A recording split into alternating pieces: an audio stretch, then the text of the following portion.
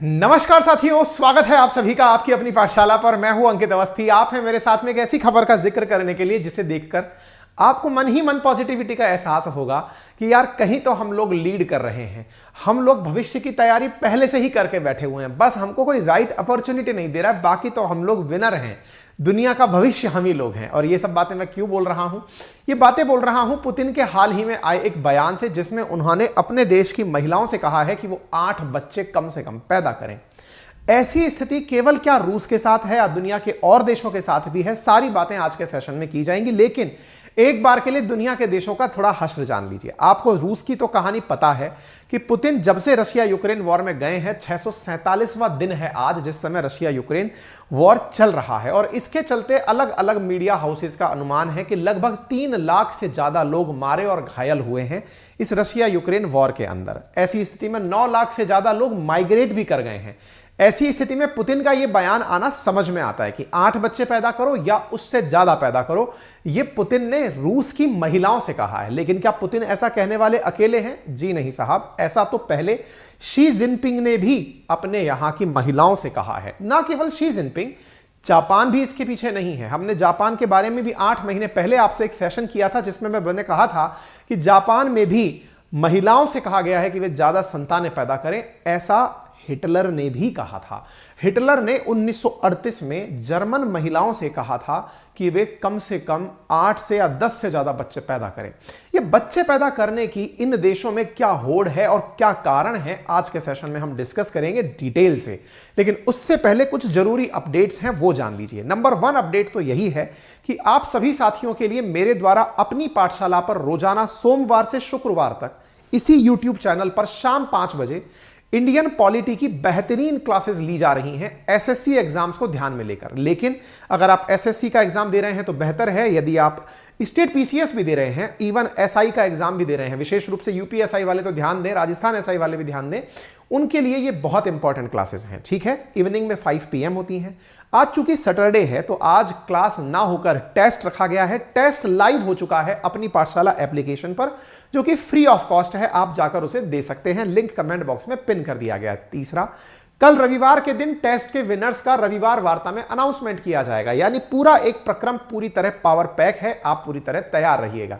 इसके अलावा और भी कुछ अपडेट्स हैं, वो भी जान लेते हैं। पहला अपडेट यह है कि अपनी पाठशाला के माध्यम से यदि आप चाहते हैं नवंबर माह का करंट अफेयर कंप्लीट करना, तो कल रविवार के दिन मेरे द्वारा नवंबर माह के करंट अफेयर की क्लासेस ली जा रही हैं। मात्र 99 रुपीज में पूरे 1 महीने का करंट अफेयर पढ़ाया जा रहा है। और साल भर का अगर आपको सब्सक्रिप्शन चाहिए तो वो 999 में उपलब्ध है। एक आज इवनिंग में 5 PM में बहुत बढ़िया, 5 नहीं 5:30 PM पर एक बहुत अच्छा सेशन करने जा रहा हूं। असल में कई विद्यार्थी जो मेंस एग्जाम लिखते हैं, चाहे वो आरएएस मेंस का लिख रहे हो, यूपीपीसीएस मेंस का लिख रहे हो, बिहार का लिख रहे हो, मेंस में आंसर लिखते समय बड़ी दिक्कत आती है कि किसके पीछे क्या वर्ड यूज किया गया है, नहीं पता चलता। कहीं लिख दिया टिप्पणी लिखी गई है, टिप्पणी करिए, कहीं लिख दिया आलोचनात्मक विवरण करिए, कहीं लिख दिया 10 नंबर में व्याख्या करिए, कहीं लिख दिया पॉइंट लिखे, समझ में नहीं आता। आज मैं आपको उन्हीं पॉइंट्स की व्याख्या समेत आंसर राइटिंग की जबरदस्त ट्रिक इवनिंग 5:30 PM पर इसी YouTube चैनल पर अपने एक सेशन में सुनाने जा रहा हूं। आप संभव हो तो पधार कर उसे जरूर अटेंड कीजिएगा। ठीक है, बाकी टेस्ट चल ही रहा है, जिसके अंदर विजेताओं की घोषणा कल की जाएगी। आप कल के सेशन में भी, रविवार वार्ता में भी हाजिर हो तो बढ़िया है। अपनी पाठशाला YouTube चैनल के साथ साथ हमारा एप्लीकेशन भी है। एप्लीकेशन का लिंक कमेंट बॉक्स में पिन है। आइए आगे बढ़ते हैं साथियों। जैसा मैंने आपसे कहा कि रूस के राष्ट्रपति व्लादिमीर पुतिन ने अपने देश की महिलाओं से कहा है कि वे ज्यादा बच्चे पैदा करें। महिलाएं कम से कम 8 बच्चे पैदा करें और बड़े बड़े परिवारों को आदर्श बनाएं। ऐसा क्या है? जैसा आज के समय में अगर आप और हम देखें तो बच्चे 2 ही अच्छे, इस प्रकार की कोटेशंस लिखी हुई दीवारों पर मिल जाती हैं। इसी कारण से समाज में एक भावना बन गई न्यूक्लियर फैमिली की, छोटे परिवार। छोटे परिवार की सबसे बड़ी कमजोरी क्या है? अगर छोटे परिवार हैं, समृद्ध परिवार हैं, समृद्ध परिवारों में लोग अच्छे से अपने बच्चों की पढ़ाई पर फोकस करते हैं, अच्छी हेल्थ पर फोकस करते हैं, खाने पीने पर फोकस करते हैं। और यही कारण है कि वो बच्चे पढ़ करके बहुत अच्छे से धन अर्जित करते हैं, बढ़िया नौकरी में जाते हैं। ऐसा देखा गया है कि जिन लोगों के बच्चे कम हैं, उन्होंने अपने बच्चों की शिक्षा पर बहुत अच्छे से इन्वेस्ट किया है। और शिक्षा जिन्होंने अच्छी प्राप्त की है, वे लोग भविष्य में चल करके काफी अच्छे से धन कमाने की स्थिति में रहे हैं। लेकिन इसी के साथ में एक बड़ा चैलेंज भी जुड़कर चला आता है, और वो क्या है? जिन्होंने धन कमा लिया उनके धन को उपयोग करने के लिए कोई नहीं बचता। कैसे? जब दो लोगों ने मिलकर यानी एक कपल ने पढ़ लिख करके संतानें प्लान की, एक बच्चा या दो बच्चे पैदा किए, एक बच्चे ने अपने जीवन काल में 2 या 3 घर खरीद लिए, तो उसको टेंशन इस बात की है कि इन घरों में रहेगा कौन।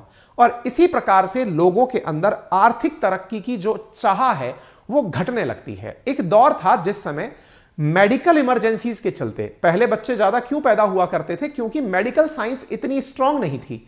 8 बच्चे किसी के पैदा हुए तो यह माना जाता था पता नहीं इनमें से कितने बच्चों को बीमारी अपनी गोद में ले जाएगी। ऐसी स्थिति में ज्यादा बच्चे पैदा करो, एंड तक 2-3 तो बच ही जाएंगे। इस धारणा को ध्यान में रखते कई बच्चे पैदा किए जाते थे, लेकिन कई परिवार अपने बच्चों को सही से ले जाते थे। उम्मीद है कि आपके घर में भी ऐसे कई उदाहरण होंगे। मेरे घर में भी खुद उदाहरण हैं ऐसे कि हमारे पापा जो हैं उनके परिवार में बहुत सारे लोग हैं, माताजी की तरफ में भी बहुत सारे लोग हैं परिवार में। यानी कि पहले जो जनरेशंस हुआ करती थी उनमें 5-7 बच्चे होना, 8-10 बच्चे होना बड़ी बात नहीं हुआ करता था। पुतिन उसी दौर को याद कर रहे हैं और कह रहे हैं कि पहले जैसे 8-10 बच्चे परिवार में हुआ करते थे ना, वही एक समय था और वो समय वापस आना चाहिए। बड़े परिवार आदर्श बनने चाहिए जिससे कि लोगों में नैतिकता का भाव भी आता है। अच्छा, ये नैतिकता वाले पॉइंट से कुछ हद तक मैं भी वास्ता रखता हूं, संभव है आप भी इससे वास्ता रखते हो तो जरूर कमेंट बॉक्स में बताइएगा। क्या आपने कभी ये नोटिस किया है कि जब परिवारों में बहुत बच्चे हुआ करते थे, आज अपने चाचाओं को देखिए, ताऊ को देखिए, मौसियों को देखिए, मामाओं को देखिए, जो बड़ी संख्या में हैं, वो लोग किसी भी फंक्शन में इकट्ठे होते हैं तो अपने आप में ऐसा लगता है कि बारात इकट्ठी हो गई है, बहुत सारे लोग। लेकिन जिनके परिवारों में 1-2 लोग हैं, उनके घर में कोई ट्रेजेडी हो जाए या उत्सव हो जाए, ले देकर मुट्ठी भर लोग इकट्ठे होते हैं, अदरवाइज कोई आता ही नहीं है। मैं जहां रहता हूं, मेरी कॉलोनी में कई ऐसे लोग हैं जिनके बच्चे अमेरिका जाकर के सेटल हो गए, ग्रीन कार्ड होल्डर हो गए, वहीं चले गए। अब उनके पेरेंट्स या तो पीछे छूट गए या घर जो है वो खंडर स्थितियों में पहुंच जाएंगे, ऐसा प्रतीत होता है। इसका मतलब यह हुआ कि तरक्की के साथ साथ संतानों का होना सो दैट खाने वाले लोग पीछे बचें, यह पुतिन को अब समझ में आया है। क्यों? क्योंकि 2 साल से अधिक वॉर में होने जा रहा है। ऐसी स्थिति में पुतिन वॉर के बावजूद भी एकदम रॉक सॉलिड खड़े हैं। उनके पास खूब पेट्रोल है, खूब कोयला है, खूब डीजल है, खूब गैस है, खूब डायमंड है, कोई दिक्कत ही नहीं है। जनता नहीं है जो इसको कंज्यूम कर पाए, इसलिए लोगों को मोटिवेट किया जा रहा है कि भैया जबरदस्त तरीके से बच्चे पैदा किए जाएं। और ऐसा कहकर के इन्होंने खुद का भी उदाहरण दिया, कहा कि कई दादी परदादी के 7-8 या उनसे ज्यादा बच्चे होते थे। आज हमें फिर से जरूरत है कि उन परंपराओं को संरक्षित और पुनर्जीवित करें। बड़े परिवारों को रूस के सभी लोगों के लिए आदर्श जीवन जीने का एक तरीका बनना चाहिए। परिवार सिर्फ राज्य और समाज की नींव नहीं अपितु नैतिकता का स्रोत है, ऐसा पुतिन का मानना है। आप यहां पर देख सकते हैं, thank God many of our people have a tradition to strong multi generation family raising 4, 5 and more children. Let us remember how is Russia families big. तो ये कुल मिलाकर के अपनी ये वो सेशन है जिसके अंदर ये सारी बातें बोल रही हैं। ठीक है, अच्छा साहब। इसके बाद में लोग इनकी फिरकी लेने चले आए, क्योंकि बहुत सारे लोग इस बात का प्रखर विरोध करते हैं और कई लोग इस बात को इस तरह से भी लेते हैं कि ज्यादा बच्चे हो गए तो परवरिश अच्छे से नहीं होगी। लेकिन यहां देखने वाली बात है कि ज्यादा बच्चों की डिमांड वो लोग कर रहे हैं जो डेवलप्ड नेशन बन चुके हैं, जिनके पास ऑलरेडी इतना संसाधन है कि यूज करने वाले लोग नहीं हैं। लेकिन हो उल्टा रहा है, बच्चे ज्यादा वहां पैदा हो रहे हैं जहां संसाधन नहीं है। आज हम अगर इंडिया की बात करें तो यहां पर आज भी बहुत बड़ी पॉपुलेशन, लगभग 40% के आसपास पॉपुलेशन ऐसी है जो गरीबी रेखा से नीचे की तरफ जी रही है या बिल्कुल मार्जिन पर है, जिन्हें रोटी कपड़ा मकान जैसी बुनियादी आवश्यकताओं की पूर्ति के लिए संघर्ष करना पड़ रहा है। इसलिए वो प्लान करते हैं कि बच्चे ज्यादा ना हो, सो दैट वो एक अच्छी लाइफ जी पाएं। बस यही एक सबसे बड़ी आयरनी है कि जिनके पास बच्चे हैं उनके पास संसाधन नहीं, और जिनके पास संसाधन है उनके पास बच्चे नहीं। खैर, लोग इनके आनंद ले लिए, और आनंद लेने वाले संभवतः वो लोग भी होंगे जिनको लगता होगा कि उनके बच्चे कम हैं या फिर वो कम बच्चों के पक्षधर हैं। लोग इनका मजाक बना रहे हैं। कई अखबारों ने तो इनको का पागल तक करार दे दिया कि पागल हो गए हैं कि इस तरह की बातें कर रहे हैं। ये पागल नहीं हुए, ऐसे बहुत सारे लोग, मैं उदाहरण सहित समझाता हूं। आप सोचिए 2021 में रूस की जो पॉपुलेशन है वो 14.34 करोड़ थी। दुनिया में सबसे बड़ा जो क्षेत्रफल है, लेके यूरोप से लेके उत्तर तक, मतलब कोई कहे कि क्षेत्रफल के आधार पर सबसे बड़ा देश कौन है तो रूस है। कहां से कहां तक विस्तार है तो लेके अटलांटिक सागर से भाई साहब पैसिफिक ओशियन तक जिसका विस्तार है वो है रूस। अमेरिका के मुहाने से लेकर चीन के मुहाने तक जिसका विस्तार है वो है रूस। इसने तो अभी केवल यूरोप वाला जो क्षेत्र है वो इतना डेवलप किया हुआ है, अभी तो पूरा एशिया वाला क्षेत्र इसका बचा हुआ है। यानी अपरंपार संसाधन, दुनिया में भविष्य जिसका है वो रूस है असल मायने में।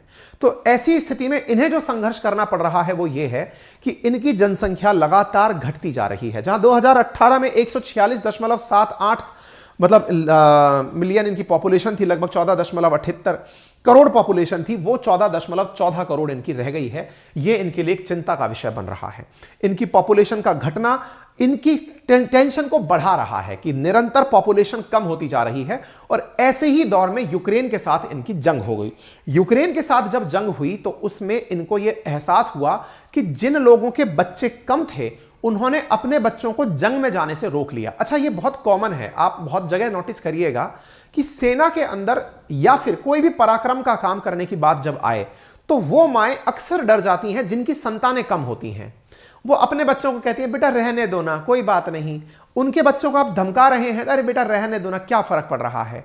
उनको फोर्सेस में जाने से रोका जाता है। अरे बेटा तुम ही तो हो, तुम्हारे पीछे तो ये सारा संसार है, अगर तुम ही चले गए तो कौन संभालेगा। लेकिन जिनके एक से अधिक संतानें हैं, जिनके एक से अधिक बच्चे हैं, वो अपने बच्चों को लेकर के थोड़ा बेफिक्री की जिंदगी जीते हैं। और बेफिक्री ऐसी कि बेटा तुम संघर्ष करो, हम तुम्हारे साथ हैं, कोई हो गया तो एक बच्चा देश के नाम कुर्बान हो गया। ये भावना है और ये मेंटालिटी आप नोटिस करिएगा। इसीलिए आप उन परिवारों को जब अपनी भारतीय सेना को भी नोटिस करेंगे तो आप पाएंगे अक्सर उन परिवारों के बच्चे आपको फौज में नहीं दिखाई पड़ते जिनके बच्चे कम हैं। आपको अक्सर उनके बच्चे दिखाई पड़ते हैं जिनके बच्चे ज्यादा हैं। हालांकि ट्रेंड बदलता है, कुछ लोग करेजियस होते हैं, कुछ लोग बाय डिफॉल्ट खुद से खुश होकर जाते भी हैं। सबको जर्नलाइज नहीं किया जा रहा है, लेकिन इन जनरल अगर बात की जाए, जो पुतिन ने महसूस किया वो ये था कि जब यूक्रेन के साथ कॉन्फ्लिक्ट हुआ और लोगों से कहा कि जाओ भाई संघर्ष करो, तो लोग पीछे हट गए कि नहीं भैया हम नहीं जाएंगे। तो ऐसी स्थिति में इन्होंने देखा कि 9 लाख लोग तो रूस छोड़कर चले गए कि युद्ध नहीं करेंगे, रूस छोड़ देंगे। यानी कि देश के प्रति मतलब वफादारी जो है ना, वो हमारी प्राथमिकता नहीं है, संतान के प्रति है।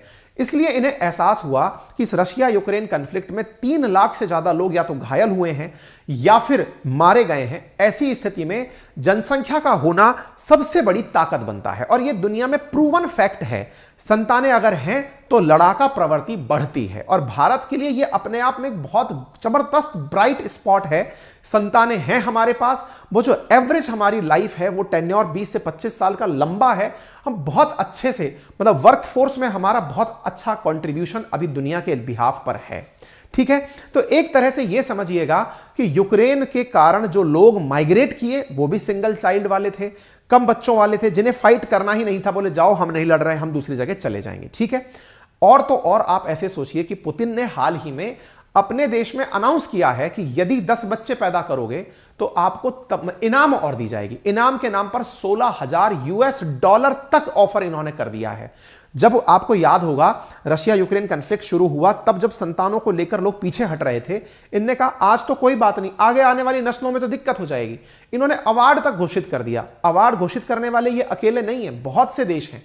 इससे पहले मैं आपको हिटलर की कहानी बताता हूं। देखिए हिटलर जो था ना, हिटलर असल में जर्मनी की तरफ से, जर्मनी को देखो 1914 से 18 के वॉर के अंदर जर्मनी हार गया, प्रथम विश्व युद्ध हार गया। मात्र 20 साल में वो बाउंस बैक किया, वापस आकर के सेकंड वर्ल्ड वॉर में हिटलर सबको झोंक दिया। उसे रियलाइज ये हुआ कि मरने के लिए लोग नहीं है, युद्ध करने के लिए लोग नहीं है, और युद्ध करने के लिए लोग नहीं है तो किसके लिए युद्ध किया जा रहा है। तो उसने उस समय जर्मन्स को मोटिवेट किया और कहा, उसकी मां के जन्मदिन पर, अडोल्फ हिटलर की मां का जन्मदिन 12 अगस्त 1938 को आता है, बोले उस स्थिति पर उसकी मां के जन्मदिन पर ध्यान रखते हुए उसने अवार्ड घोषित किए कि जो इस दिन मतलब ये निर्णय लेगा उसको अवार्ड दिया जाएगा कि हाँ भाई उसके इतने बच्चे हैं, चलो इसको गोल्डन अवार्ड दिया जाएगा, इसको ब्रॉन्ज अवार्ड दिया जाएगा, सिल्वर अवार्ड दिया जाएगा। आपको जानकर मतलब आज आश्चर्य से होगा कि हिटलर ने बकायदा लेवेंसबॉर्न करके स्थान बनाए हुए थे जहां पर लोगों को बच्चे पैदा करने के लिए रखा जाता था। अच्छा इंटरेस्टिंग सुनिएगा, हिटलर के द्वारा यह तक मतलब प्रयास किया जाता था कि जो खूबसूरत महिलाएं हैं और जो सैनिक हैं उनकी संतानें ज्यादा जन्म लें। साथ ही साथ उन महिलाओं को नीले आंखों के बच्चे अगर पैदा करने की सुविधा हो, यानी कि मां बाप अगर नीली आंखों वाले हैं, उसका मानना था कि एक विशेष प्रकार की जो कौम है यही लड़ाका कौम हो सकती है, यही इंटेलिजेंट कौम हो सकती है। उसका नस्ल को लेकर के यही नस्लवाद की जो सनक थी, इसी के कारण तो उसने यहूदियों का हॉलोकॉस्ट में इतना जबरदस्त तरीके से मसैकर करवाया था। उसकी खुद की नस्ल को लेकर के जो सुप्रीमेसी थी कि जर्मन्स लड़ाका कौम होती है, नीली आंखों वाले, गोरी चमड़ी वाले ही बेस्ट होते हैं और इनका जन्म होना जरूरी है। आप जानकर आश्चर्य करेंगे कि हिटलर ने बकायदा जैसे पोल्ट्री फार्म होता है ना मुर्गी पालन के लिए, ऐसे चाइल्ड फार्म बनाया हुआ था जहां पर महिलाएं, सुंदर सुंदर युवतियां और सैनिकों को रखा जाता था जिससे कि ज्यादा संतानें पैदा हो और उन्हें अवार्ड्स दिए जाते थे, उन्हें सारी सुविधाएं दी जाती थी जिससे कि शुद्ध नस्ल के बच्चे पैदा किए जा सके। अबॉर्शन जैसी चीज सोचना तो जर्मनी के अंदर गुनाह था। आप देख सकते हैं यहां पर अबॉर्शंस को लेकर के सख्त कानून थे कि अबॉर्शन की कोई भी बात नहीं करेगा। ठीक है साहब, चलिए जर्मनी से आगे चाइना चलते हैं। चाइना जो कि हमसे साल भर पहले तक दुनिया की सबसे ज्यादा पॉपुलेशन वाली कंट्री था, उसने भी अपने यहां पर लोगों को ज्यादा बच्चे पैदा करने के लिए कहा है। उसने कहा है 60 साल के अंदर कि भैया ज्यादा संभव है कि आप ज्यादा बच्चे पैदा करें। ऐसा क्यों? असल में हुआ यह कि ज्यादा बच्चे पैदा करके उसने अपनी इकोनॉमी को ग्रो किया। विकसित राष्ट्रों में परिपाटी होती है कि कम बच्चे हों, इसलिए उसने सिंगल चाइल्ड पॉलिसी अपना ली। चाइना के लोगों को इसकी आदत लग गई कि सिंगल चाइल्ड पॉलिसी तो बहुत अच्छी है यार, इससे फायदे ही हैं, अपना सारा पैसा बच्चों पर खर्च करो, खुद पर खर्च करो और चले जाओ। लेकिन चाइना अब उन्हें वापस मोटिवेट कर रहा है, इनाम ले लो, 3 बच्चे तो मिनिमम पैदा करो। ऐसी स्थिति में यहां पर अवार्ड्स तक घोषित किए गए हैं। कहा गया है कि लोग बच्चे ज्यादा पैदा करें, कम से कम 3 बच्चे पैदा करें। 3 चाइल्ड पॉलिसी चाइना अपना लिया है कि भैया तुम ज्यादा बच्चे पैदा करो, हर हाल में बच्चे चाहिए। साउथ कोरिया में देखिएगा, सेम जो डेवलप्ड कंट्री है से साउथ कोरिया, जिसको तो कोई युद्ध नॉर्थ कोरिया से लड़ना है, ऐसी स्थिति में उसके पास भी युद्ध क्या है ना जी कि संसाधन जिसके पास हैं वो खाने के लिए पीछे लोग छोड़ना चाहता है। ज्यादा लोग होंगे तो वो संसाधनों का इस्तेमाल कर पाएंगे। इसीलिए साउथ कोरिया ने प्रति परिवार 10,000 $10,500 तक देने का निर्णय लिया है कि बच्चे पैदा करो, पैसे ले जाओ। नंबर ऑफ न्यूबॉर्न जापान के अंदर भी सबसे कम स्तर पर पहुंच गया है। इस कारण से जापान में भी लोगों को मोटिवेट किया जा रहा है कि छुट्टियां ले लो, चाहे जो करना है कर लो, बच्चे ज्यादा पैदा करो। अब दुनिया में बच्चों की मारामारी है, भारत के लिए ब्राइट स्पॉट है। यही कारण है कि बड़ी संख्या में चाहे इजराइल हो, चाहे ताइवान हो, चाहे दुनिया का कोई भी देश हो, बड़ी मात्रा में इंडिया से लोगों को बुलाया जा रहा है। अभी चाहे लेबर के लिए बुलाया जा रहा हो, भारत से बहुत सारे लोग कभी लेबर बन के ही गए थे, आज जाकर कोई पीएम बन के बैठा है, कोई कुछ बन के बैठा है। तो दुनिया भर में लोग हमारे पहुंचे हैं और बहुत बढ़िया कर रहे हैं। बाकी आपकी इस विषय पर क्या राय है जरूर कमेंट बॉक्स में बताइएगा, और कमेंट से भी बेहतर है कि आप हमें हमारे ट्विटर पर आकर बताएं। हमारा ट्विटर हैंडल KA अंकित के नाम से है, अंकित कुमार अवस्थी वेरीफाइड अकाउंट है। आप आकर हमें वहां फॉलो कर सकते हैं और अपनी बातें और अपनी राय ऐसी जगह पर रख सकते हैं। अच्छा, टेस्ट शुरू हो चुका है। अपनी पाठशाला एप्लीकेशन पर जाकर आप टेस्ट दें, बढ़िया से प्रिपरेशन करें। मंडे से फंडामेंटल राइट्स की क्लासेस इसी एप्लीकेशन पर शुरू होंगी। आज शाम को 5:30 बजे मत आना भूलिएगा, आंसर राइटिंग करना सिखाऊंगा बेहतरीन तरीके से। मिलते हैं शाम को। और उसके अलावा बहुत सारी क्लासेस हमारे द्वारा दी जा रही हैं अपनी पाठशाला एप्लीकेशन पर। मात्र 99 रुपीज़ में करंट की क्लासेस उपलब्ध हैं, मेंस आंसर राइटिंग की क्लासेस हैं, अभी टेस्ट चल रहा है, कल विनर्स की घोषणा होगी। उत्तर प्रदेश SI के लिए भी क्लासेस अपनी पाठशाला PCS यूट्यूब चैनल पर चल रही हैं। RO ARO के लिए तो जबरदस्त क्लासेस चल रही हैं, मतलब आप फ्री ऑफ कॉस्ट यूट्यूब पर, फ्री ऑफ कॉस्ट एप्लीकेशन पर भर के क्लासेस चल रही हैं। हमारे नोट्स पूरी तरह से उपलब्ध हैं अपनी पाठशाला पर, फाउंडेशन बैच के नोट्स उपलब्ध हैं, आप जाकर उन्हें एक्सेस कर सकते हैं। Thank you so much.